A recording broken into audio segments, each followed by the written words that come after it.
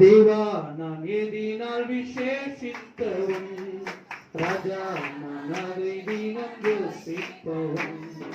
தேவா நான் எதினால் விசேஷித்தவன், ராஜா நான் அதை தினம் யோசிப்பவன்.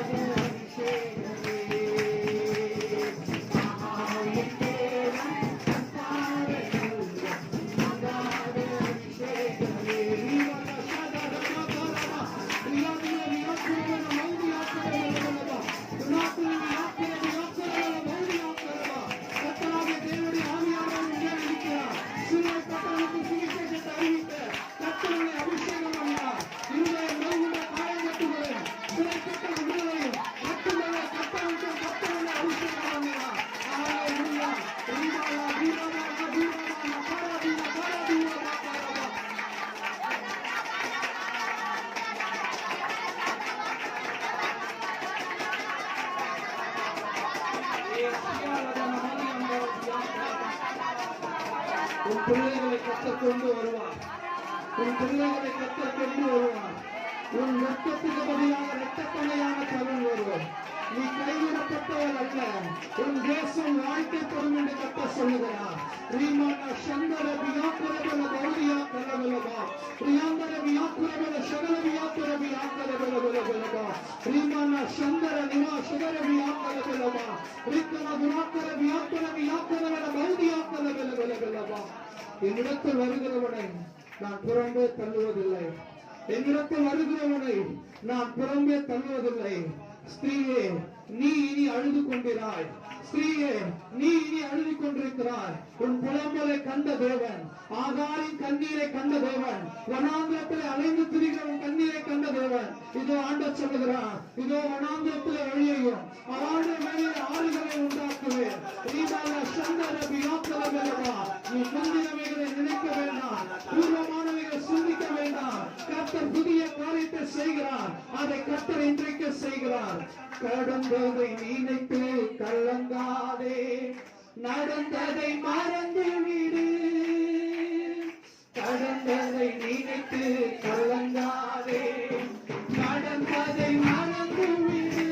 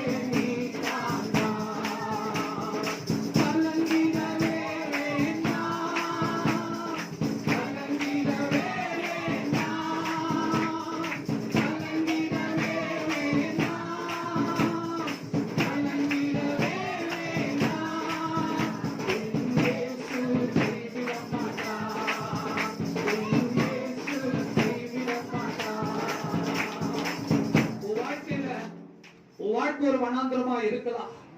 எந்த பக்கம் போர்த்தும் தெரியாம நீ நின்று இருக்கலாம். ஆண்டவர் சொல்லுகிறார், நீ முந்தினவைகளை நினைக்க வேண்டாம், நீ பூர்வமானவைகளை சிந்திக்க வேண்டாம். ஏன் இப்படி ஆச்சு நீ யோசிக்க வேண்டாம். இந்த சாபத்தை யார் உடைப்பான்னு நினைக்க வேண்டாம். உன் வாழ்க்கையில சாபத்தை உடைக்க ஒருவர் இருக்கிறார். அவர் சொல்லுகிறார், முதலாவது வனாந்திரத்துல வழியையும் அவாந்திர வழியை ஆறுகளை உண்டாக்குவேன். ஒரு புதிய காரியத்தை செய்வேன், ஒரு புதிய காரியத்தை செய்வேன். அது இப்பொழுது உன் வாழ்க்கையில தோன்றும். ஸ்திரீயே, நீ அறிந்து கொண்டிராய். உன் புலம்பலை ஆனந்த கழிப்பாய் மாற்றுவார்.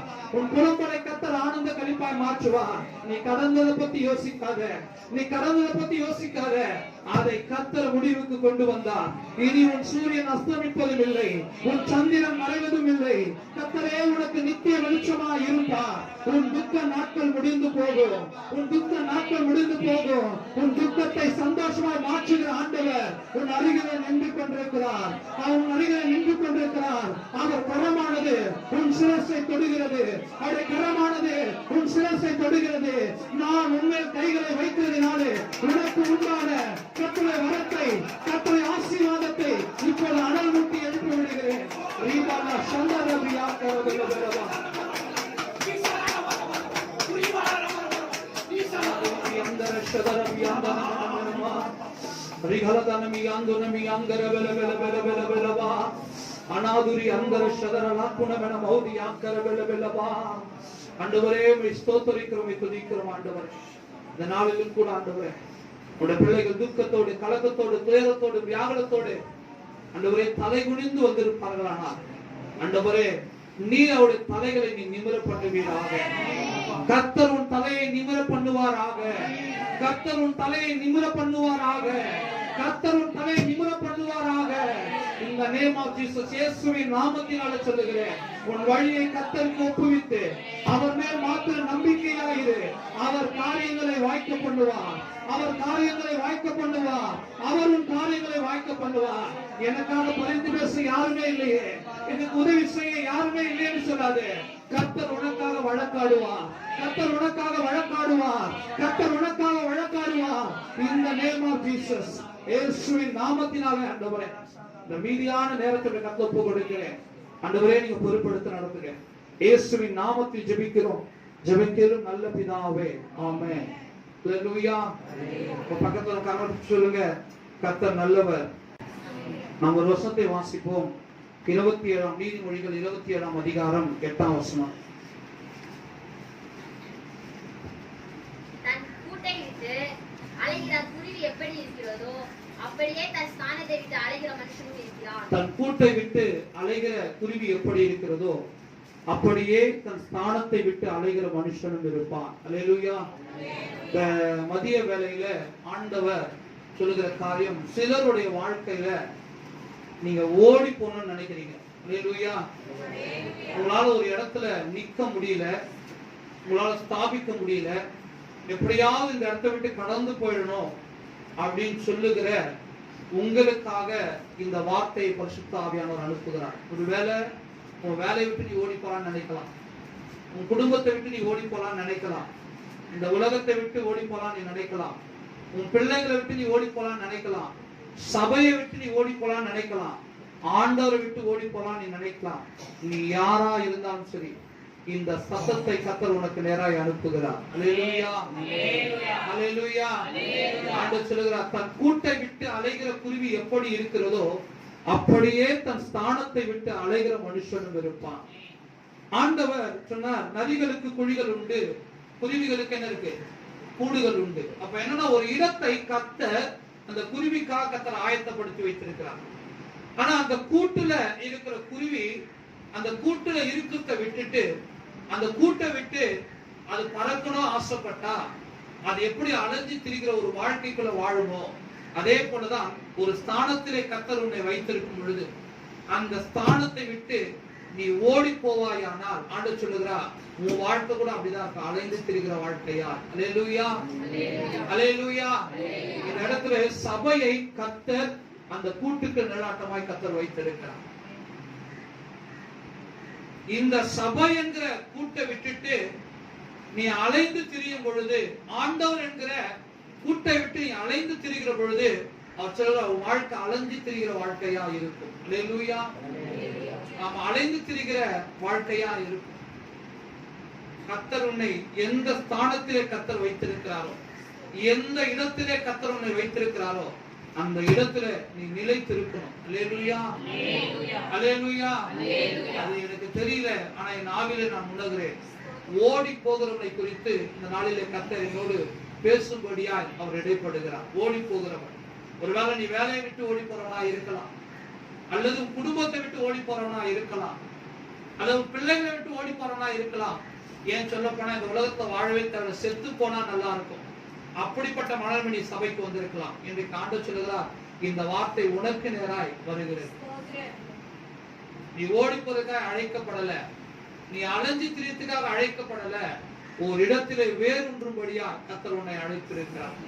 ஒரு இடத்துல இருந்து வேரூன்றி பூ பூத்து காய் காய்த்து கனி கொடுக்கும்படியா கர்த்தர் உன்னை அழைத்திருக்கிறார். அல்லேலூயா.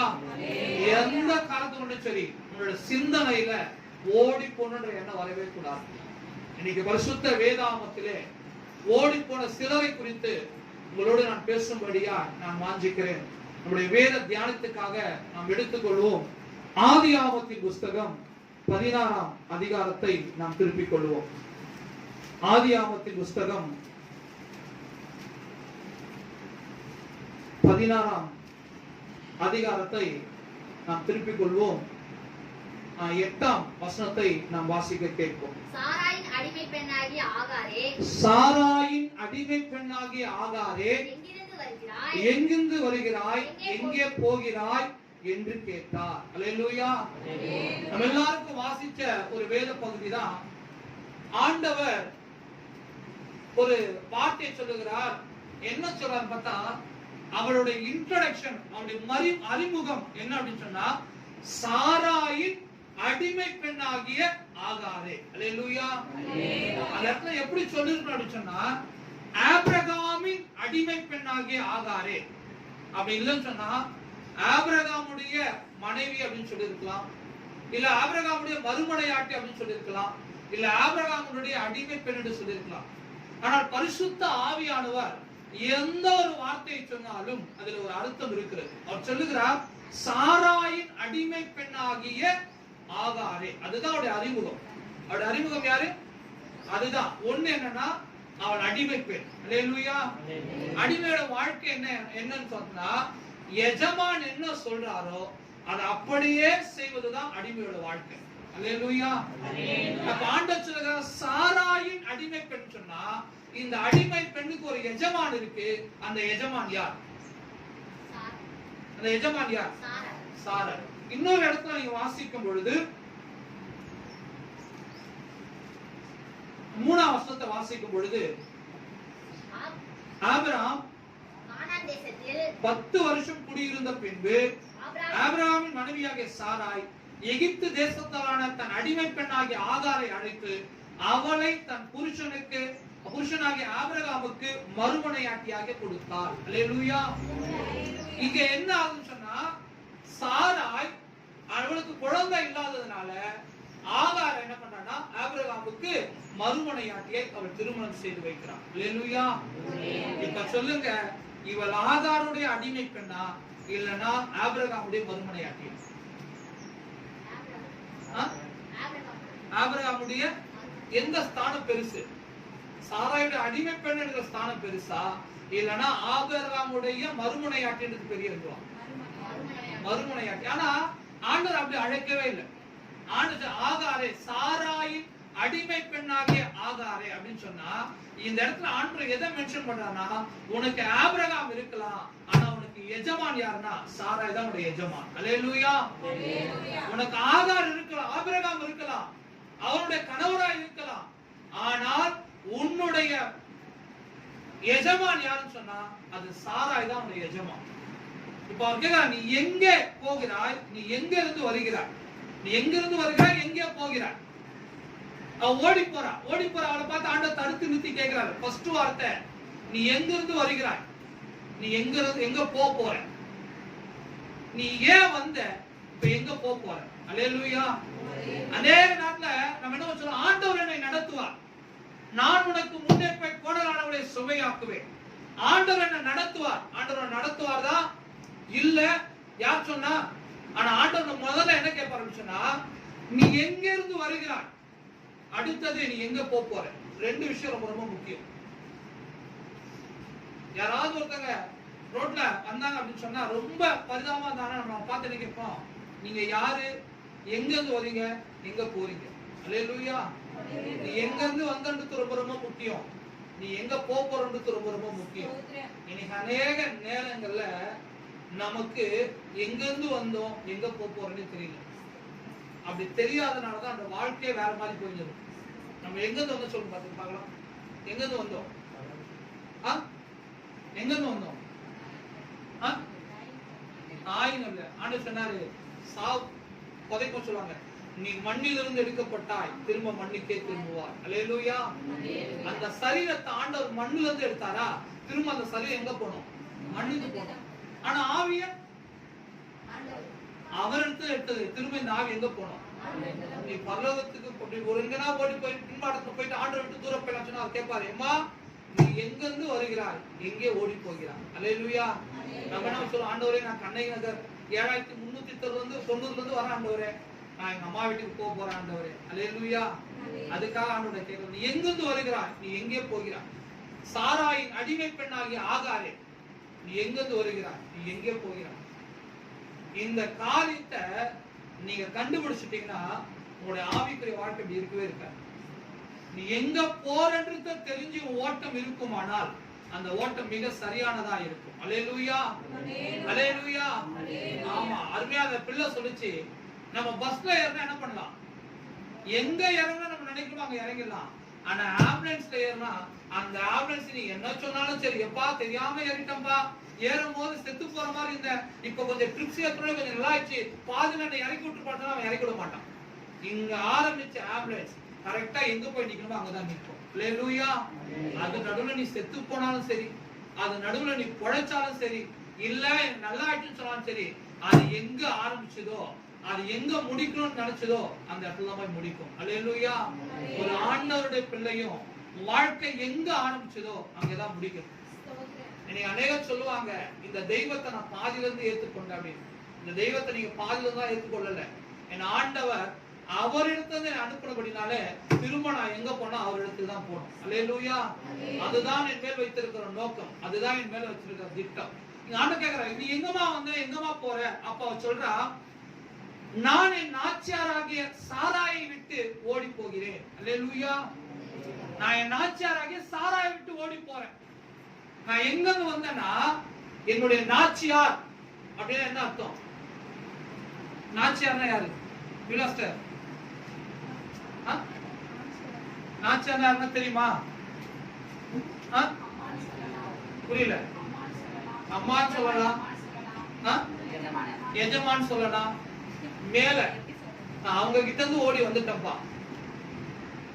ஆண்டவர் பாருங்க அவகிட்ட நான் உனக்கு என்னவா வேணும் கேட்டா வேணும் சொல்லியிருப்பான், நிறைய சொல்லியிருப்பான். ஆனா ஆண்டவர் எப்பவுமே எல்லார்கிட்டையும் எல்லா ஒரே மாதிரியான கேள்வி கேட்கறதே கிடையாது.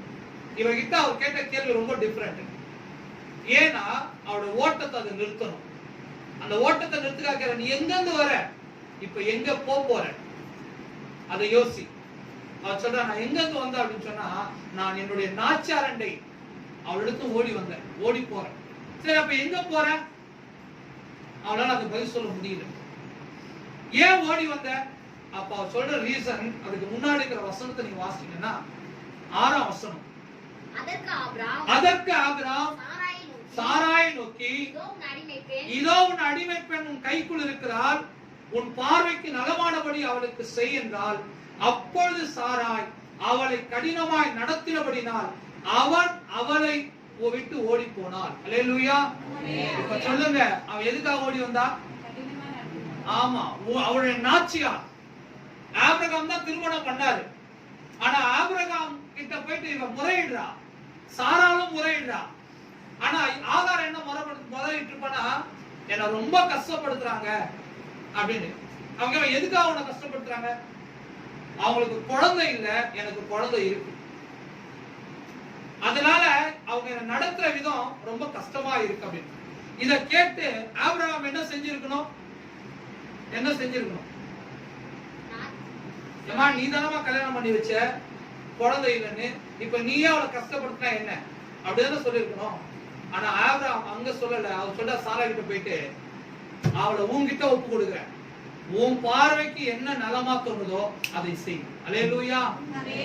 உன் பார்வைக்கு நலமானதை செய்யு சொல்லி மறுபடியும் ஒரு ஸ்ட்ராங்கான அதிகாரத்தை ஆபிரகாம் சாராளுக்கு கொடுக்கிறதை நாம் பார்க்கலாம். அல்லேலூயா. இப்ப இந்த அதிகாரத்தை வாங்கின உடனே ஏற்கனவே அவளை ரொம்ப கஷ்டமா நடத்தினவ, இந்த அதிகாரத்தை ஆபிரகாம் கொஞ்சம் கொடுத்ததுனால இன்னும் கொஞ்சம் கடினமாய் அவள் நடத்த ஆரம்பித்தார். அல்லேலூயா. அவளுடைய விளைவு என்ன சொன்னா, அந்த நடத்திப்புல உள்ள இருக்க முடியல, அந்த கடினமான காரியத்துல உள்ள இருக்க முடியல, அந்த கஷ்டத்துல உள்ள இருக்க முடியல. இப்ப சிந்தனை சொல்லுது, இங்க இருந்து கஷ்டப்படுத்த விட இந்த இடத்தை விட்டு வெளியில போனா அது நலமா இருக்கும். அல்லேலூயா. ஆனா ஒண்ணுதான், நான் இங்க இருந்து போறேன். ஆண்டவர் கேட்டார், அடுத்த வார்த்தை நீ எங்கே போகிறாய்? சொல்ல தெரியல. அப்ப என்ன அப்படின்னு சொன்னா, தன்னுடைய அடுத்த கட்டம் என்னன்னு தெரியவே இல்லை, புரியாத ஒரு நிலைமை. ஆனாலும் ஒரு துணிச்சல் என்னன்னா, நான் இங்க இருந்து போனா போதும், நான் எவ்வளவு கஷ்டப்படுறேன் வெளியில போய், ஆனா தயவு செய்து இந்த இடத்துல வந்து கஷ்டப்பட நான் விரும்பவே இல்லை. அல்லேலூயா. தயவு செய்து இந்த இடத்துல இருந்து நான் கஷ்டப்பட நான் விரும்பல. நான் பட்டதெல்லாம் போதும், நான் ரொம்ப பட்டுட்டேன், ரொம்ப கஷ்டப்பட்டுட்டேன், ஒரு அடிமையை விட நான் கேவலமா நடத்தப்படுறேன். ஆகையினால அப்படிப்பட்ட இடத்துக்கு நான் இருந்து நான் அப்படி வாழ்த்தை விட நான் செத்து போனாலும் பரவாயில்ல, ஆனா அந்த இடத்துல இருக்க முடியாது சொல்லி தன்னுடைய பிரயாணத்தை அவள் ஆரம்பிக்கிறார். அல்லேலூயா. அல்லேலூயா.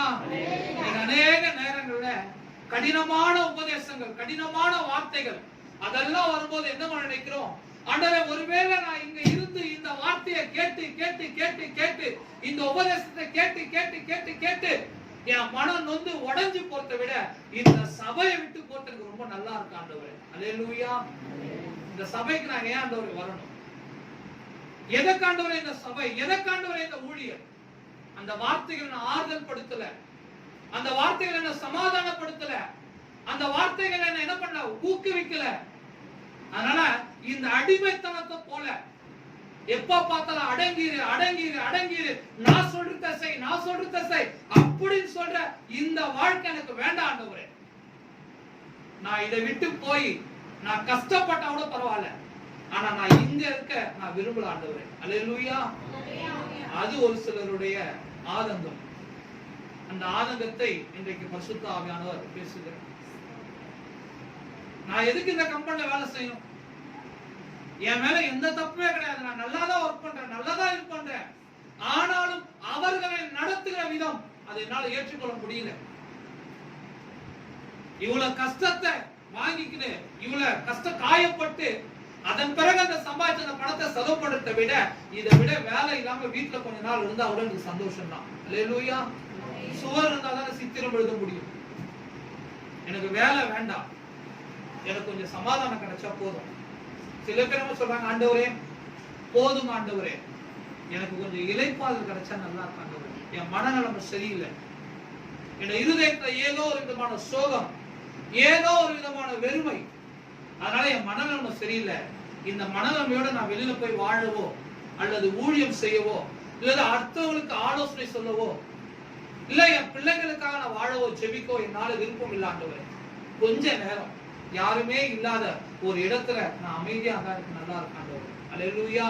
நான் இங்க இருக்கிறவர்களை பத்தி தான் பேசிக் கொண்டிருக்கிறேன். இங்க அப்படிப்பட்ட நபர்கள் இருப்பதை என் ஆவியிலே நான் உணர்கிறேன். உன் இருதயத்தின் புலம்பலை அறிந்திருக்கிறபடினாலே இந்த காலவேளை ஆவியானவர், மதிய வேளை ஆவியானவர் உங்களோடு பேசிக் கொண்டிருக்கிறார். அதெல்லாம் நான் போறேன் ஆண்டவரே, நான் போறேன், எனக்கு இந்த வாழ்க்கை வேண்டாம், எப்படி நான் வாழ விரும்பல, ஆனா நான் போனா கஷ்டப்படுவேன்னு எனக்கு தெரியும். நான் இந்த இடத்துல கொஞ்சம் இளைப்பாத்துக்காக கொஞ்சம் போனேன்னா என் ஸ்தானம் போயிடும் எனக்கு தெரியும். ஆனா நான் போறேன், எந்த காத்து கொண்டு திரும்பி வர மாட்டேன். அல்லேலூயா, அல்லேலூயா. இப்படிப்பட்ட ஒரு நரக வாழ்க்கையை வாழத்தை விட, இப்படிப்பட்ட அவமானப்பட்டு வாழத்தை விட நான் இங்கிருந்து போனால் நலமா இருப்பான். அதுதான் சொல்றான், என் நாச்சியாராகிய சாராய் என்னை கடினமாய் நடத்தினபடினாலே நான் ஓடி போகிறேன் அவள் சொன்னான். அல்லேலூயா. இந்த வார்த்தை கேட்டவுடனே ஆண்டவர், பரவாயில்லம்மா, உன் கஷ்டத்தை நான் பாக்குறேன், நீ முன்ன போ, நான் உனக்கு முன்னே போய் கொணலானுடைய சுவையாக்குவேன். அல்லேலூயா அப்படின்னு சொல்லி ஆண்டவர் அனுப்பிச்சிட்டாரா பார்த்தா ஆண்டவர் அனுப்பல. ஆண்டவர் சொல்லுகிறார், நீ சொல்ற எல்லாத்தையும் நான் அறிவேன், எனக்கு எல்லாமே தெரியும், நீ சொல்ற எல்லா விஷயத்தையுமே, உன் ஆரம்பம் என்ன, உன் முடிவு என்ன, உனக்கு நடந்தது என்ன, எல்லாமே எனக்கு தெரியும். ஆனா ஒண்ணு சொல்றேன் அப்படின்னு சொல்லி அடுத்த வசனம் சொல்லுகிறா, 10ஆம் வசனத்தை பின் அதுக்கு முன்னாடி 9. அப்பொழுது கர்த்தருடைய தூதனானவர், நீ உன் நாச்சியார் அண்டைக்கு திரும்பி போய் அவன் கையின் கீழ் அடங்கியிரு என்றார். அல்லேலூயா. ரொம்ப ஆச்சரியமான ஒரு வார்த்தை. ஒருவேளை அவனுடைய அடிமைத்தனம், அவருடைய அவமானம், அந்த நெருக்கம், அந்த பாடு, அந்த கஷ்டம் ஒருவேளை ஆபிரகாமுக்கு கூட புரியாம போயிருக்கலாம். ஆனா ஆண்டவருக்கும் புரியாதா? எல்லாத்தையும் கேட்டுட்டு எல்லாத்தையும் பார்த்துட்டு அவர் சொல்றாரு, எனக்கு எல்லாம் தெரியும், ஆனா இப்ப ஓடி வந்தல்ல, எந்த இடத்துல இருந்து ஓடி வந்தியோ திரும்ப அதே இடத்துக்கு போ. அல்லேலூயா. அது மாத்திரமல்ல, அந்த சாராயிடம் நீ அடங்கி இருக்கணும். எந்த சாராய் கடினமா நடத்துறான்னு சொன்னாலோ அதே சாராய் கிட்ட நீ அடங்கிதான் இருக்கணும். இதை யாராலையும் ஏற்றுக்கொள்ள முடியாது. ஆனா ஆகார் அந்த வார்த்தைக்கு அவள் கீழ்ப்படிந்தான். அல்லேலூயா. அவன் ஆபிரகாமை மீறி ஓடி வந்திருக்கலாம், சாராய்க்கு தெரியாம ஓடி வந்திருக்கலாம், ஆனால் ஆண்டோடைய வார்த்தை அவளை தடுத்து நிறுத்தியது. அல்லேலூயா. அந்த வார்த்தைக்கு அப்புறம் அவளால ஒரு வார்த்தை கூட அவளால ஏத்து பேச முடியல. நான் ஏன் ஆண்டவரை போனோம், நான் எதுக்காக போனோம், நான் என்னால அங்க போய் நான் நல்லா வாழ்ந்தாலும் சரி, நான் ஒரு முடிவு பண்ணிட்டேன், இனிமே என் முடிவை நான் யாராலையும் மாத்த மாட்டேன், யாருக்காக நான் மாத்த மாட்டேன். அல்லேலூயா. சாராய்க்கு இருந்த அனுபவம், ஆபிரகாமுக்கு இருந்த அனுபவம் ஆகாருக்கு கிடையாது. ஆபிரகாம் 75 வயசுல ஆண்டோட வார்த்தையை நம்பி தேசத்தை விட்டு, தன் இனத்தை விட்டு ஓடி வந்தவன். அவனுக்கு ஒரு எக்ஸ்பீரியன்ஸ் இருக்கு. தன் கணவர் ஆபிரகாம் ஆண்டவர் நடத்துனதை பார்த்து அதை கேள்விப்பட்டு கர்த்தர் நடத்துவார் அப்படின்னு சொல்ல ஒரு எக்ஸ்பீரியன்ஸ் சாராய்க்கு இருக்கு. ஆனா ஆகாருக்கு எந்த எக்ஸ்பீரியன்ஸுமே கிடையாது. முதல் முறையாக அவள் எடுத்த டிசிஷனுக்கு ஆண்டவர் தடை பண்ணுகிறார். அல்லேலூயா.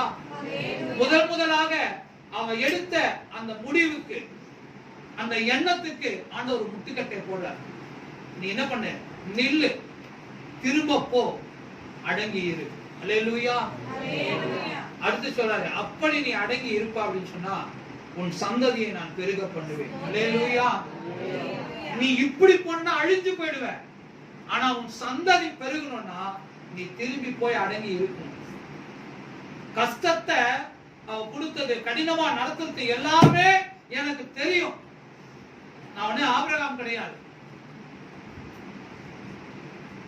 அன்னைக்கு சாராய் மூலமா ஒரு நன்மை வரணும், சந்தோஷமா இருந்ததுல, அன்னைக்கு நீ அடிமை பெண்ணா இருந்த, அவனுக்கு எத்தனையோ அடிமை பெண் இருந்தாங்க. ஆனா அந்த அடிமை பெண்ணை உன்னை அவ சூஸ் பண்ணி, அந்த ஆபிரகாமுக்கு தன் கணவனுக்கு நீ மனைவியா வரும் சொல்லி ஆசைப்பட்டால, அன்னைக்கு அவள் செய்து வைக்குமா உனக்கு ரொம்ப சந்தோஷமா இருந்ததுல. ஆனா இன்னைக்கு அவனை கடினமா நடத்தின உடனே மனசு சொல்லுது, இங்க இருக்க வேணாம், இங்க இருந்து ஓடி போயிடலாம். அல்லேலூயா. நன்மைகளை மறந்து போயிருக்கிறார், நீ பழையவைகளை மறந்து போயிருக்கிறார். ஆனா ஆண்டவர் சொல்றார், உன்னை அணைக்கிறதுக்கு மட்டும் கரம் இல்ல, உன்னை அடிக்கிறதுக்கும் கரம். அல்லேலூயா. உன்னை அடிச்சாலும் சரி, அரவணைச்சாலும் சரி, அது கர்த்தரால மட்டும்தான் செய்ய முடியும். அவர்தான் பார்வோட இருதயத்தை கடினப்படுத்தினார், அவர்தான் பார்வோட இருதயத்தை கரைய பண்ணினார். திரும்பி போ, அவகிட்ட அடங்கி இரு. அல்லேலூயா. எனக்கு நேரம் கிடையாது, அதுக்குள்ள 1/2 மணி நேரம் ஆயிடுச்சு. அடுத்து நீங்க ஒரு 5 அதிகாரம் நீங்க தாண்டி நீங்க வந்தீங்க அப்படின்னு சொன்னா,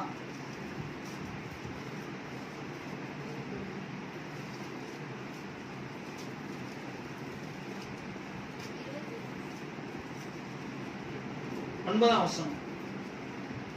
இன்று எகிப்து தேசத்திலாகிய ஆகார் ஆபிரகாமுக்கு பெற்ற குமாரன் பரியாசம் பண்ணுகிறதை சாராள் கண்டு ஆபிரகாமை நோக்கி, இந்த அடிமை பெண்ணையும் அவள் மகனையும் புறம்பே தள்ளும். இந்த அடிமை பெண்ணின் மகன் என் குமாரனாகிய ஈசாக்கோடு சுதந்திரவாதியா இருப்பதில்லை என்றார். போதும். அல்லேலூயா. கொஞ்ச நாள் கழிஞ்சது. கல்யாணம் பாத்தீங்கன்னா ஆகாருக்கு குழந்தை பிறந்து இஸ்மவேல் வளர ஆரம்பிக்கிறாரு. வளர்ந்தோடனே இப்ப ஒரு நக்கலான பேச்சு, ஒரு நக்கலான பார்வை. நீ என்னதான் என்ன அடிமையா நடத்தினாலும் என்கிட்ட இருக்கு, உங்ககிட்ட கிடையாது. அல்லேலூயா. எனக்கு கர்த்தர் கர்ப்பத்தின் கனியை தந்திருக்கிறார் அப்படின்னு சொல்லி இவ அற்பமா பண்ணனால அவ என்ன பண்ணா, ரொம்ப நொந்து போய் சாராய் ஆபிரகாம் கிட்ட வந்து முறையிடுறான். எப்ப சாராய் முறையிட்டாலும் ஆண்டவர் ஆபிரகாம் சாராயுடைய வார்த்தைக்கு கனம் கொடுக்கிறவரா இருந்தார்.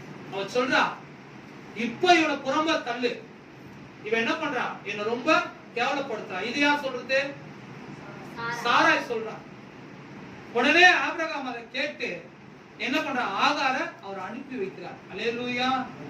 உன்னை மட்டும் புரிஞ்சுக்கணும், உன்னை கொண்டு வரத்து ஆண்டவர் தான், உன்னை அனுப்புறது ஆண்டவரா இருக்கு. அல்லேலூயா. ஆண்டவர் அனுப்பாம நீ போவ அப்படின்னு சொன்னா அது உன் வாழ்க்கைக்கு ஆசீர்வாதமா இருக்காது. அல்லேலூயா. சாராயோட வாயில சாராக்கு தெரியாம ஓடி போனா, ஓடி போனவங்கிட்ட நியாயம் இருக்கிறதுக்கு ஆண்டவர் விட்டு இல்ல, அந்த ஓடி போன திரும்ப கொண்டு வந்து ஆண்டவர் நிக்க வச்சார். சில காலம் கழித்து அந்த சாராயோட வாயாலே சொல்ல வச்சார். என்ன சொல்ல வச்சார்னா, அவளை அனுப்பிடு. அல்லேலூயா. அவளை அனுப்பிடு அப்படின்னு சொல்லி, இப்ப சாராய் சொல்லி அவள் அனுப்பப்படும் பொழுது அந்த இடத்திலே ஒரு ஆசீர்வாதத்தை கர்த்தர் ஆகார் மேலையும் இஸ்மவேல் மேலையும் கர்த்தர் வைத்து அவனை அனுப்புகிறார். அல்லேலூயா. என்னைக்குமே ஓடி போற வாழ்க்கை நீயா ஓடி போக கூடாது, கர்த்தர் தான் உன்னை ஓடி போக வைக்கணும். அல்லேலூயா. அவர் உன்னை ஓடி போக வைக்கிற வரைக்கும், அவரா நீ போ அப்படின்னு சொல்ற வரைக்கும் நீ அமர்ந்து இருக்கணும், நீ அடங்கி இருக்கணும், நீ அடிமையா இருக்கணும். அல்லேலூயா. ஏற்ற காலத்திலே ஆகையால் தேவன் உங்களை, ஏற்ற காலத்தில் தேவன் உங்களை உயர்த்தும்படிக்கு அவருடைய பலத்த கரத்துக்குள் நீங்கள் அடங்கி இருங்க. ஒரு காலத்தை கர்த்தர் வைத்திருக்கிறார், ஒரு நேரத்தை கர்த்தர் வைத்திருக்கிறார். அந்த காலத்தையும் நேரத்தையும் வைத்த தேவன், அவருக்கு தெரியும் எல்லாமே, யாருடைய வாழ்க்கை என்னென்ன நடக்குது அப்படின்னு சொல்லி. ஏன் கர்த்தர் உனக்கு திரும்ப திரும்ப பாடுகள், கஷ்டங்கள், அவமானங்கள், நிந்தனைகள் இதெல்லாம் கொடுக்கிறார்னா, கர்த்தர் உன்னை உருவாக்குகிறார். அல்லேலூயா. கர்த்தர் உன்னை உருவாக்குகிறார். இந்த மாதிரி பைபிள்ல நிறைய விஷயங்கள் பேச முடியும், நேரம் கிடையாது. நீங்க யாக்கோவோட லைஃப்ல எடுத்துங்க. யாக்கோபு வெறும் கோலும் கையுமா என்ன பண்ணா, புறப்பட்டு போனான். யார்கிட்ட போறான்? லாபான் கிட்ட போறான், சொந்த மாமா கிட்ட.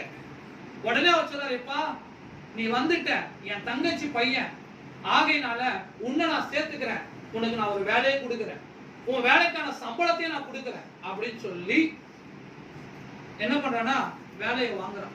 வேதம் சொல்லுகிறது, லாபான் மூலமா 10 முறை லாபான் யாக்கோபுடைய சம்பளத்தை மாற்றி மாற்றி போட்டான். அல்லேலூயா. இவன் உழைக்கிறான், சம்பளம் கிடைக்கல. இவன் உழைக்கிறான், சம்பளம் கிடைக்கல. இவன் உழைக்கிறான், சம்பளம் கிடைக்கல. 10 முறை சம்பளத்தை மாத்துறான். எப்படி சம்பளத்தை மாத்தினாலும் லாபம் யாருக்கு வருது? லாபானுக்கு தான் வருது, யாக்கோபுக்கு வரல. உடனே யாக்கோபு கொஞ்சம் யோசிக்கிறான், இது வேலைக்காவாது, இங்கே இருந்தா என்ன பண்றது அப்படின்னு சொல்லி யாருக்கும் தெரியாமல் மூட்டை முடிச்சல கட்டினேன், நான் ஓடி போறேன் அப்படின்னு சொல்லி இப்பொழுது யாக்கோபு ஓடி போக ஆரம்பிக்கிறார். அல்லேலூயா. நான் சொல்லுகிற இந்த காரியம் ஆதியாகமத்தின் புஸ்தகம்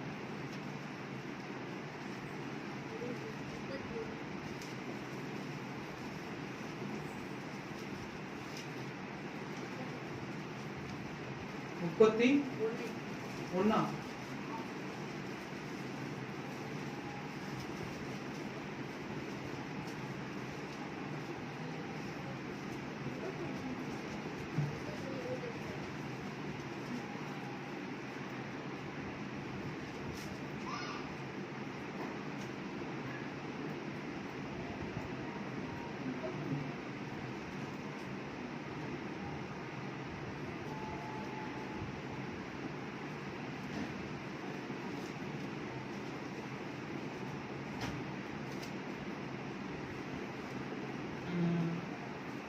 இருபத்தி 5ஆம் வசனம் 30-25. ராகேல் யோசேப்பை பெற்றது. யாக்கோபு லாபானை நோக்கி 26. நான் உமக்கு 25. ராகேல் யோசேப்பை பெற்ற பின் யாக்கோபு லாபானை நோக்கி நான் என் ஸ்தானத்திற்கும் என் தேசத்திற்கும் போக என்னை அனுப்பிவிடும். அல்லேலூயா. யாக்கோபு வரும்போது எப்படி வந்தாரு? வெறும் கோலும் கையுமா வந்தார். ஆனா இங்க வாழ்ந்த கொஞ்ச நாள்ல அவர் வாழ்ந்துட்டு இப்ப சொல்றாரு, யோசேப்பு பெற்ற பின் லாபானுக்கு நான் என் ஸ்தானத்திற்கும் என் தேசத்திற்கும் போக என்னை அனுப்பிவிடும் என்றார். அல்லேலூயா. உடனே அதுக்கு லாபான் கேட்கிறாரு, அர்த்தம் சொல்றான், நான் உமக்கு ஊழியம் செய்து சம்பாதித்த என் மனைவிகளையும் என் பிள்ளைகளையும் எனக்கு தாரும், நான் போவேன், நான் உம்மிடத்தில் சேவித்த சேவகத்தை நீர் அறிந்திருக்கிறீர் என்றான். அல்லேலூயா. இப்ப நான் போயிடுறேன், எனக்கு இங்க இருக்க என்ன கிடையாது, விருப்பம் கிடையாது. நான் இங்க இருந்து உன்னால ஏமாத்தப்பட்டு ₹1 பிரயோஜனம் இல்லாம வாழத்தை விட நான் இங்க இருந்து போனா நல்லா இருக்கும். அல்லேலூயா. அப்படி சொல்றது மாத்திரமல்ல, அடுத்த பகுதியில 30ஆம் வசனம் நீங்க வாசிச்சீங்க அப்படின்னா, நான் வரும் முன்னே உமக்கு இருந்தது கொஞ்சம், நான் வந்த பின் கர்த்தர் உம்மை ஆசீர்வதித்தால் அது மிகவும் பெருகி இருக்குது, இனி நான் என் குடும்பத்திற்கு சம்பாத்தியம் பண்ணுவது எப்பொழுது என்றான். அல்லேலூயா. இப்படி காலப்புள்ளா உனக்கே உழைச்சு கொட்டினே இருந்தா நான் எப்பப்பா சம்பாதிச்சு என் குடும்பத்தை பாக்குறது? ஆகையினால என்ன பண்ணு, கொஞ்சம் அனுப்பிச்சு விடுப்பா அப்படின்னு. ஆனா இந்த வார்த்தையை சொல்லும் போது லாபான் அனுப்பல. லாபான் என்ன சொல்றாரு, சரி இப்ப நான் உனக்கு என்ன செய்யணும் சொல்லு, நான் என்ன செஞ்சா உனக்கு கரெக்டா இருக்கும் அப்படின்னு. அப்ப அவன் சொல்றான், இந்த மாதிரி எனக்கு சில காரியம் சௌகரியத்தை பண்ணி கொடுத்தினா நான் என்ன பண்ணுவேன், இங்க இருக்கிறேன். உடனே கொஞ்சம் சௌகரியத்தை கொஞ்சம் பண்ணி கொடுக்கிறேன், கொஞ்சம் பண்ணி கொடுத்து இப்படியே வாழ்ந்து இருக்கிறார்.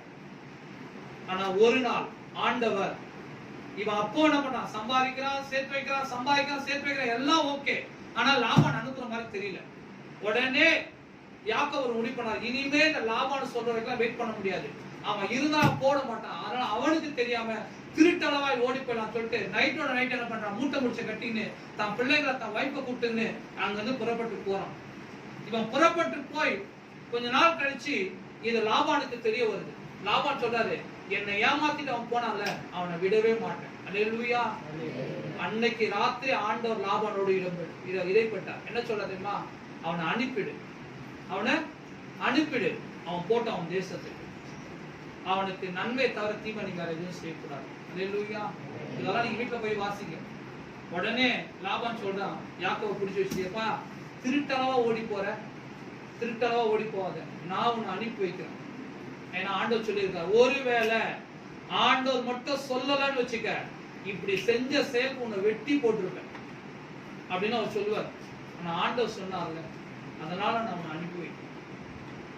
அப்ப இந்த இடத்துல யாக்கோபு தன் சுயத்தின்படி ஒரு முயற்சி எடுக்கும் பொழுது அந்த முயற்சியை ஆண்டவர் தடை பண்ணுகிறார். அல்லேலூயா. இரண்டாவது, எந்த லாபான் கிட்ட இருந்து ஓடி போனோம்னு யாக்கோபு நினைக்கிறாரோ அதே லாபான் மூலமாய் கர்த்தர் யாக்கோபை அனுப்பி வைக்கிறார். அல்லேலூயா. வாழ்க்கையில என்னைக்குமே நீ ஓடி போக கூடாது, கர்த்தர் உன்னை அனுப்பி வைக்கணும். அல்லேலூயா. ஓடி போறது ஒரு வாழ்க்கை, அனுப்பி வைக்கிறது ஒரு வாழ்க்கை. நம்ம பிள்ளைகளை பெற்று அந்த பிள்ளைங்க ஓடி போய் கல்யாணம் பண்ணினா அது பேர் கல்யாணம் இல்லைன்னு சொல்லுவாங்க.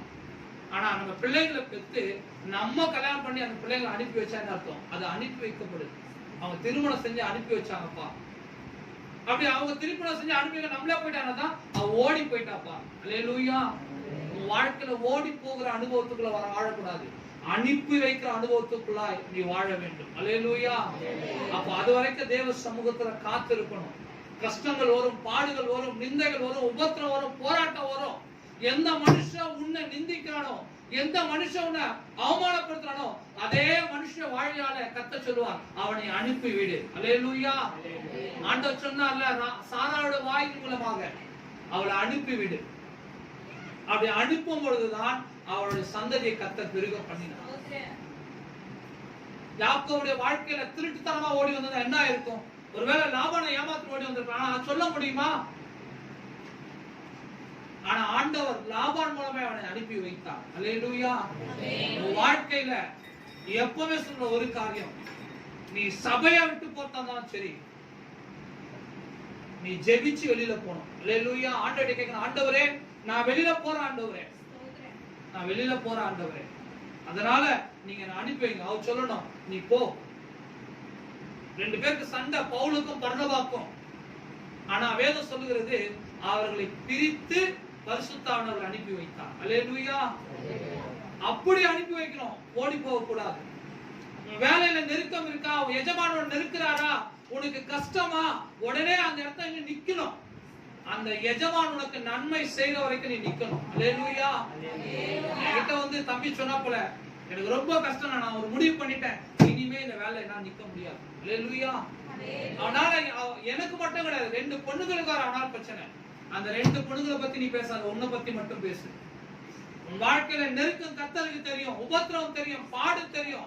நான் சொன்னேன், எத்தனை வருஷத்துக்கு ஓடினே இருப்பேன். இன்னும் கல்யாணம் ஆச்சுன்னா எப்ப செட்டில் ஆகும், அப்போ ஓடுவியா? உன் லைஃப்ல நிக்க கத்துக்க.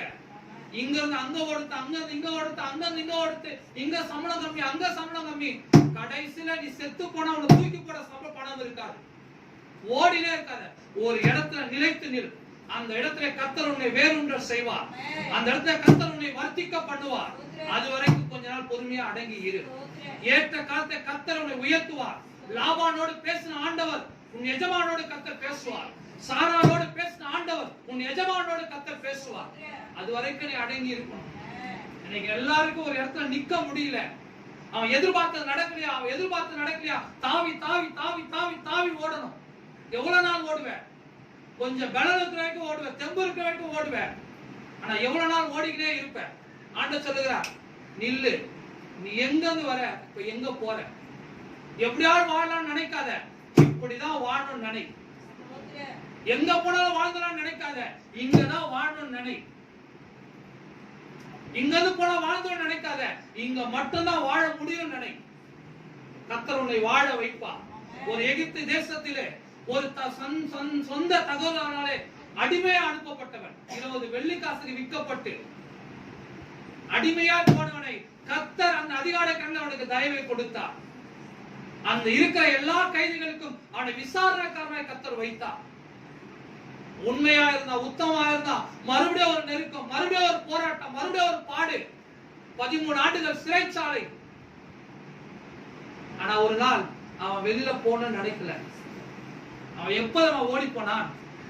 தேவனுக்கு விரோதமா இப்படிப்பட்ட பாவத்தை பொல்லாப்பை எப்படி செய்வன் சொல்லி அந்த இடத்துல ஓடி போனானே தவிர தேவ சித்தத்தை விட்டு ஓடி போவே இல்லை. நீ ஓடி போனோம், பாவத்துக்கு விலகி ஓடி போனோம், உன்னுடைய துன்மார்க்க செயலுக்கு விலகி ஓடி போனோம். அதை விட்டுட்டு இந்த நான் எரிச்ச இடம் எனக்கு நெருக்கமா இருக்கு, உபத்திரமா இருக்கு, பாடா இருக்கு, என்ன அடிமையா நடத்துறாங்க, இந்த இடத்தை விட்டு போய் நான் வாழ்ந்துவேனா? நீ எந்த இடத்தை விட்டு போனாலும் வாழ முடியாது. அல்லேலூயா. வச்சதே ஆண்டவர் தான். திரும்ப அவரை எடுக்கணும், திரும்ப அவரை அனுப்பி வைக்கணும். யோசேப்பு 13 ஆண்டுகள் சிறைச்சாலை கர்த்தர் வச்சார். ஒரு நாள் வேதம் சொல்கிறது, அவன் தீவிரமாய் வெளியே கொண்டு வரப்பட்டான். பார்வோனுக்கு அடுத்த ஸ்தானத்திலே கர்த்தர் அவனை வைத்திருந்தார். அல்லேலூயா. ஓடி போயிருப்பான அவன் நிலைமை என்னவா இருக்கும்? யாக்கோபு மதிச்சிருப்பானா? 11 சகோதரர்கள் மதிச்சிருப்பாங்களா? சொப்பன நிறைவேறி இருக்குமா? தேவ சித்தம் நிறைவேறி இருக்குமா? நீ ஓடி போனா தேவ சித்தம் நிறைவேறாது. நிறைய பேர் ஓடி போனாங்க, அவங்களுக்கு எதை பத்தியும் கவலை கிடையாது. சுயத்தை பத்தி நான் ஓடி போய் வாழ்ந்துடலாம். இங்க இருந்து போனா போதும் அப்படின்னு நினைக்காத, இங்க இரு நினை. அல்லேலூயா. நீங்க யார் யார் எந்தெந்த மனநிலையில இருக்கீங்களோ தெரியல, ஆனா ஒன்றை மாத்த சொல்லுகிறேன், உன்னை கர்த்தர் ஒரு இடத்துல வைத்திருப்பாரானா அந்த இடத்துல நீ அடங்கி இரு. ஒருவேளை நீ எதிர்பார்த்தது உனக்கு கிடைக்காம போகலாம், உன்னுடைய எஜமான் உன்னை ஏமாத்தலாம், உன் உழைப்புக்கு அந்த இடத்துல ஒரு அங்கீகாரம் கிடைக்காம போகலாம். அதெல்லாம் கர்த்தர் பார்த்து கொண்டிருக்கிறார். ஒரு நாள் ஏற்ற காலம் வரும், அப்பொழுது கர்த்தர் உனக்கு ஏற்றதை அவர் கொடுப்பார். அல்லேலூயா, அல்லேலூயா. அதை விட்டுட்டு தன் கூட்டை விட்டு அலைகிற குருவி எப்படி இருக்கிறதோ அப்படியே தன் ஸ்தானத்தை விட்டு அலைகிற மனுஷனும் இருப்பான். இங்க இருந்து அங்க போயிடலாம், இங்க இருந்து அங்க போயிடலாம், இங்க இருந்து அங்க போயிடலாம். இக்கரைக்கு அக்கறை பச்சையா இருக்கு, அங்க போனா கொஞ்சம் நல்லா இருக்கும். நீ வாழ்க்கை ஃபுல்லா ஓடினே தான் இருக்கணும். நீ வேறுண்ட மாட்ட, நீ கனி கொடுக்க மாட்ட. இன்னைக்கு நீ ஓடுவ, நாளைக்கு உன் பிள்ளை ஓடும். அல்லேலூயா. இன்னைக்கு நீ ஓடுவ, நாளைக்கு உன் பிள்ளை ஓடும். இன்னைக்கு நீ ஓடுவ, நாளைக்கு உன் பொண்ணு ஓடும். நான் ஓடுறது தப்பா சொல்லல, இந்த மாதிரி அலைந்து திரிகிற வாழ்க்கை குறித்து சொல்றேன். அவங்களால ஸ்டெபிலிட்டியா நிக்க முடியாது, ஸ்திரத்தோட நிக்க முடியாது. இந்த வாழ்க்கை வயசுல 50க்கும் மேற்பட்ட வேலைகளை செய்திருக்கிறேன். என்ன தெரியுமா, கொஞ்ச நாள் போவேன், ஒரு 10 நாள் செய்வேன், அந்த வேலை நமக்கு செட் ஆகாது. அந்த 10 நாள் உழைப்பு வேணாம் போனா போறேன், வேற வேலையை தேடி போறேன், வேற வேலையை தேடி போறேன். இப்படி ஓடி ஓடி ஓடி ஓடி ஓடி ஓடி கடைசியில ஊழியத்துக்கும் வந்து ஊழியத்துல நிக்க முடியல. ஊழியத்துல இந்த பாஸ்டரோட அந்த பாஸ்டர் பெஸ்ட், இந்த ஊழியக்காரோட அந்த ஊழியக்காரர் பெஸ்ட். அதனால இங்க இருந்தா சரி பண்ண மாட்டேன், அங்க போனா அங்க கொஞ்ச நாள் அந்த ஊழியக்காரர் சரியா தான் இருப்பாரு, கொஞ்ச நாள் கழிச்சு அந்த ஊழியக்காரர் உட்கார் பண்ண ஆரம்பிப்பாரு. அதுக்கப்புறம் ஒரு முடிவு வந்தது, இனிமே ஆண்டவர்கிட்ட கூட போக கூடாது, நம்ம வாழ்க்கை நம்ம வாழ்ந்துடணும். ஆனா எல்லாத்தையும் இழந்து நின்னாச்சு. கடைசியில ஒரு கேவலமான வேலை, கோயம்பேடுல தேங்காய் எடுத்து போடணும் அந்த வேலை. அங்க உண்மையா இருந்தா கூட அந்த எஜமான் நம்பல. அதுக்கப்புறம் வந்து நான் போன இடம் தெரியுங்களா, அங்க அடிமை போல ஒருத்தன் சொல்றான், மச்சான் இது வரைக்கும் 16 சூப்பர்வைசர் மாதிரி இருக்கான், நீ வந்தான்னு வச்சுக்கோ இந்த ஆந்தகனை உன்னை விடவே மாட்டான், இவன் மோசமானவன். அப்படிப்பட்ட ஒரு அடிமையான இடத்திலே கர்த்தர் வைத்தார். எவ்வளவு நெருக்கம், எவ்வளவு போராட்டம், எவ்வளவு போத்துறோம், ஆனால் கர்த்தர் உயர்த்த ஆரம்பித்தார். அல்லேலூயா. அந்த எஜமானோட மனசுல அந்த எஜமான் சொன்னாரு, உண்மை அப்படின்ற இடத்துல ஜோயன் எழுதணும். அல்லேலூயா. நான் எவ்வளவு உண்மையா நடக்க நடக்க நடக்க நடக்க நடக்க அந்த எஜமான் மூலமாய் கர்த்தர் உயர்த்தி கொண்டே இருப்பார். சாதாரண ஒரு 350 ரூபாய் சம்பளத்துக்கு வேலைக்கு போனேன், ஆனா அந்த இடத்துல 10 பேருக்கு சம்பளத்தை நான் தீர்மானிக்கக்கூடிய அளவுக்கு கர்த்தர் உயர்த்தி வைத்தார். ஒரு நாள் அந்த எஜமான் கூப்பிட்டு சொல்றாரு, எனக்கு நீ வேணும், எத்தனை வேலைக்காரர்கள் இருக்கிறார்கள், ஆனா உன்ன மாதிரி ஒரு வேலைக்காரன் கிடைக்க மாட்டான், உனக்கு நான் 30,000 ரூபாய் சம்பளம் தரேன். அல்லேலூயா. அப்புறம் எவ்வளவு சம்பளம், ஒரு நாளைக்கு 1000 ரூபாய், சண்டே லீவ். 350 ரூபாய் சம்பளத்துக்கு போனேன். இந்த மாற்றம் எவ்வளவு நாள் வந்ததுன்னா கிட்டத்தட்ட 16 மாசத்துல வந்தது. அல்லேலூயா. 16 மாசத்துல என் சம்பளம் அடிக்கடி அடிக்கடி அடிக்கடி அடிக்கடி மாறினே இருக்கும். கடைசியா அவருக்கு கொடுத்து, ஒரு நாளைக்கு உனக்கு 1000 ரூபாய் சம்பளம் தரேன். இதை சொல்றது 2013. அல்லேலூயா. அப்ப இப்ப எனக்கு எவ்வளவு சம்பளம் வந்துடும், ஆனா அந்த சம்பளத்தை தூக்கி போட்டு கர்த்தருடைய ஊழியத்துக்கு நான் வந்தேன். அல்லேலூயா. கர்த்தர் உன்னை வச்ச இடத்துல இரு. கர்த்தர் உன்னை வாளாக்காமல் தலையாக்குவா, உன்னை கீழாக்காமல் மேலாக்குவா. அவருக்கு தெரியும் உன் இருக்கும், அவருக்கு தெரியும் உனக்கு பாடு, உனக்கு கஷ்டம் எல்லாமே. அதை மத்தியில நின்னுட்டு அப்படின்னு சொன்னா நீ வேறுவா. அல்லேலூயா, அல்லேலூயா. ஆகையினால ஆண்டவரை பார்த்து கேட்கிறார், நீ எங்கிருந்து வருகிறார், எங்கே போகிறார்? இந்த கேள்விக்கு பதில் சொல்லிட்டு போ. எங்க போற? நீ நினைக்கலாம் ஒரு லோத்துவ போல இந்த இடத்தை விட்டு போனா போதும், ஒரு ஆகார போல இந்த இடத்தை விட்டு போனா போதும், ஒரு யோனாவை போல இந்த இடத்தை விட்டு போனா போதும், ஒரு ஓர்பால போல இந்த இடத்தை விட்டுட்டு போனா போதும், நான் வாழ்ந்துருவேன் நினைக்காத. உன்னால வாழ முடியாது. அல்லேலூயா. நீ போறது ஆகார சாராரை எதிர்த்து கிடையாது, நீ போறது லாபானை எதிர்த்து கிடையாது, நீ போறது நகோமியை எதிர்த்து கிடையாது, நீ போறது தேவனுடைய திட்டத்தை விட்டு போறது, தேவ சித்தத்தை விட்டு போறது, தேவன் மேல வச்சிருக்கிற அந்த தரிசனம் நோக்கத்தை விட்டு போறது. யாராலையும் காப்பாற்ற முடியாது. அல்லேலூயா. இவ்வளவு நாள் நீ பட்ட பிரயாசங்கள் வீணா போயிடும், இவ்வளவு நாள் உன் காத்திருப்பு வேஸ்டா போயிடும். ஆண்டவர் சொல்லுகிறார், ஏற்ற காலத்தில் நான் உன்னை உயர்த்தும்படிக்கு என்னுடைய பலத்த கரத்துக்குள் அடங்கி. இந்த மதிய வேலை நீங்க அடங்கி இருப்பீங்கன்னா அதுக்குரிய ஆசிரியத்தை கத்த தருவாங்க. கொஞ்சம் சம்பளமா இருந்தாலும் பரவாயில்ல, பத்தலன்னு நினைக்காத. இதை வச்சு என்ன செய்ய முடியும்னு நினைக்காத. இதை வச்சு கத்த நிறைய காரியம் உனக்கு கொண்டு செய்வா. மாச சம்பளத்தை நம்பி வாழ்க்கையை வைக்காத. இந்த 10,000 ரூபாய் சம்பளம் எனக்கு என்ன பண்ணும்? எனக்கு எவ்வளவு பொறுப்புகள் இருக்கு, இவ்வளவு தேவைகள் இருக்கு. பணத்தை வச்சு ஆண்டவரை நீ என்ன பண்ணாத, ஐடென்டிஃபை பண்ணாத. பணம் உன்னை ஆண்டவரை நடத்த கூடாது, ஆண்டவர் தான் உன்னை நடத்தணும். அல்லேலூயா. நீ சொல்லணும், ஆண்டவரே இந்த 10,000 ரூபாய் பணம் என்ன நடத்தாது, 10 பைசா இல்லைன்னா கூட நீங்க நடத்துவீங்க ஆண்டவரே. அல்லேலூயா. இந்த 10,000 ரூபாய் பணத்தை நான் நம்பல ஆண்டவரே, 30 நாள் வேலைக்கு போற அந்த வேலையை நம்பல ஆண்டவரே, உம்மை நம்புற ஆண்டவரே. கர்த்தரை நம்புகிறவனோ செழிப்பான், கர்த்தரை நம்புகிறவனையோ கர்த்தர் உயர்ந்த அடைக்கலத்துல வைப்பார். கர்த்தர் தான் உன் நம்பிக்கை சொன்னா உன் நம்பிக்கை ஒரு நாளும் வீண் போகாது. நீ கர்த்தர் மேல் நம்பிக்கை வைத்து உன் வழியை கர்த்தருக்கு ஒப்புவித்து அவர் மேல் நம்பிக்கையாயிரு. அவர் உன் காரியங்களை வாய்க்க பண்ணுவார். அவர் உன் இருதயத்தின் வேண்டுதல்களை உனக்கு அருள செய்வார். நம்ம எல்லாம் முழங்கால் படியிடலாம். இந்த நாள் ஆண்டவர் சொல்லுகிற காரியம், நீ தேவ சித்தத்தை மீறி ஓடிடக்கூடாது, தேவனுடைய சத்தத்தை மீறி ஓடிடக்கூடாது, தேவன் மேல வைக்கிற நோக்கத்தை விட்டு ஓடிடக்கூடாது. ஒருவேளை தேவன் தான் அந்த இடத்தை வச்சிருப்பார்னா அந்த இடத்தை விட்டு நீ போயிடக்கூடாது. கர்த்தர் போன்னு சொல்ற வரைக்கும் அந்த போ அப்படின்ற சத்தம் கேட்கணும். இங்கிருந்து புறப்படு அப்படின்னு சொல்ற சத்தம் கேட்கணும்.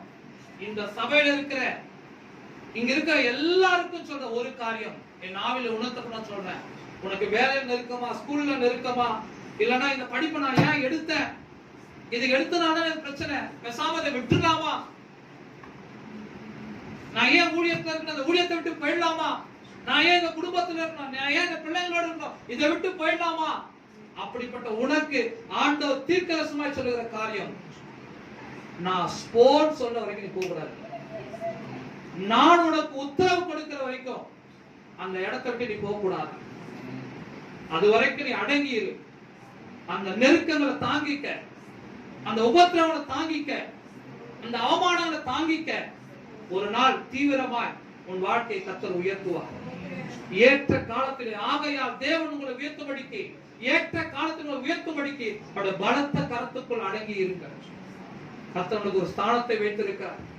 அந்த ஸ்தானத்துக்கு அபிஷேகத்தை கர்த்தர் வைத்திருக்கிறார். அதை நீ இழக்க கூடாது. நாம் ஜெபிக்கலாம். எங்கள் அன்பின் பரலோக பிதாவே, ஆண்டவர் மறுரட்சகராக இருக்கின்ற இயேசு கிறிஸ்துவின் பெரிதான நாமத்தினாலே ஜெபிக்கிறோம் ஐயா. இந்த நாளிலே ஆண்டவரே ஸ்தோத்திரம். ஆண்டவரே, நீ எங்கே போகிறாய், நீ எங்கிருந்து வருகிறாய், எங்கே போகிறாய் என்ற வார்த்தை ஆகாரை தடுத்து நிறுத்தினர். இந்த நாளிலும் கூட ஆண்டவரே, இந்த வார்த்தை நீங்க யாருக்காக சொல்றீங்க, எதற்காக சொல்றீங்க தெரியல. ஆனா நீங்க சொல்றீங்க, நீ எங்கே போகிறாய், எங்கிருந்து வருகிறாய், எங்கே போகிறாய். உனக்கு எங்க போனன்னு கூட தெரியாம பிரயாணத்தை தொடங்கிட்டிய. நீ போற இடம் எப்படி இருக்குன்னு கூட தெரியாம பிரயாணத்தை ஆரம்பிச்சுட்டிய. ஆண்டவர் சொல்லுகிறார், இப்ப நீ பிரயாணம் பண்ணுகிற நேரம் கிடையாது, இப்ப நீ புறப்பட்டு போகிற நேரம் கிடையாது. அப்படி போனா இப்ப இருக்கிற எல்லாத்தையும் பெற்றுக்கொள்ள எல்லாத்தையும் இழந்துருவேன். இப்ப இருக்கிறதையும் நீ இழந்து போயிடுவேன். ஆகையினால நான் உன்னை உயர்த்தும்படிக்கு என்னுடைய பலத்த கருத்துக்குள் அடங்கிடும். நீ திரும்பி போ, உன் நாச்சியார் அன்றைக்கு அடங்கிடும். நீ திரும்பி போ, உன் நாச்சியார் அன்றைக்கு அடங்கிடும். ஏற்ற காலத்திலே அவர் உங்களை உயர்த்துவார். ஆண்டவரே, இந்த நல்ல வார்த்தைகளுக்காக நன்றி செலுத்துகிறோம். இந்த நாள்ல வந்தவருடைய பிள்ளைகள் ஒவ்வொருக்காய் செபிக்கிறேன். ஒவ்வொருவரையும் ஆசீர்வதிங்க. ஒவ்வொரு மேலும் கர்த்தருடைய கிருபை இருக்கட்டும். ஒவ்வொரு குடும்பங்களையும் ஆசீர்வதிங்க. அவருடைய விருப்பங்கள், வாஞ்சைகளை கர்த்தர் நீங்க நிறைவேற்றுங்கப்பா.